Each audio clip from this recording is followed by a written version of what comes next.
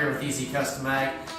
Continuing on with our second macronutrient in our nutrient series here, we're going to talk about phosphorus this morning. I guess just to get right into it, in the plant, phosphorus is very important in energy transfer. We all learned in 6th or 7th grade science that ATP is the energy of the cell. So that's this adenosine triphosphate. So when we look at that chemical compound, the P in that is actually phosphorus. So with a lack of phosphorus, we're going to have a lack of growth, lack of development, because that plant does not have the energy that it needs. So the energy transfer and the amount of energy that that plant has is directly tied to the an adequate amount of phosphorus being into your plant. Nutrient movement throughout the plant is aided by phosphorus, just going through the stems and the leaves is aided by phosphorus. It helps to aid in photosynthesis, which makes sense. This all ties back to the energy portion of what we just talked about, and it helps to make that or facilitate that reaction. In the plant, phosphorus is very mobile, which is very contrary to in soil, where it can tie up with the cations. If we notice, phosphate either has a -2 charge or a -1 charge, depending on how it is structured in the soil. But it ties up with the cations, aluminum, potassium, calcium. It'll tie up with those nutrients, become immobile, and also become unavailable to our plant. So that happens the closer your pH gets to neutral. So at a 6.0, phosphorus is going to be much more available than when you get to a 7.0.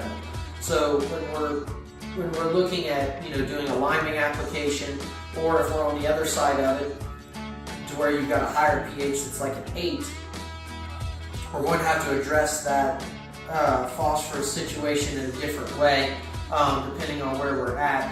If we're at a 6.0 pH, we want to get up to 6.3, 6.4. We've got to be careful that we don't get too high too fast and tie up the phosphorus that we've been putting on. And on the other side of that, if we're at an 8 and we're not able to bring that down, economically we're not able to drag that pH down very far, maybe we need to create a false situation where we're using a starter fertilizer high in phosphorus, trying to trick that plant into thinking that it has a lower pH situation than what it does, and make that phosphorus available for the plant to take up. So phosphorus is kind of a tricky one in the soil to try to keep available to the plants. Dry fertilizer is not a great alternative, or not a great choice if you have high pH soils, because it's going to tie up extremely fast. So I talked about starter fertilizers. If you notice, I would say 95% of the starter fertilizers on the market have phosphorus or high in phosphorus of some sort. 624-6 and 318-18. They've got a higher load of phosphorus than most of the other nutrients. That's because it promotes early root growth, and that's really what a starter fertilizer is designed to do, is to get that that early growth. It's not to carry it throughout the season, but phosphorus is great for early root growth and winter hardiness. For guys that have alfalfa that they're carrying over the year, or wheat, barley, any of the cereal crops that are going to overwinter, having adequate amounts of phosphorus in your soil is extremely important to keep that plant alive throughout the winter.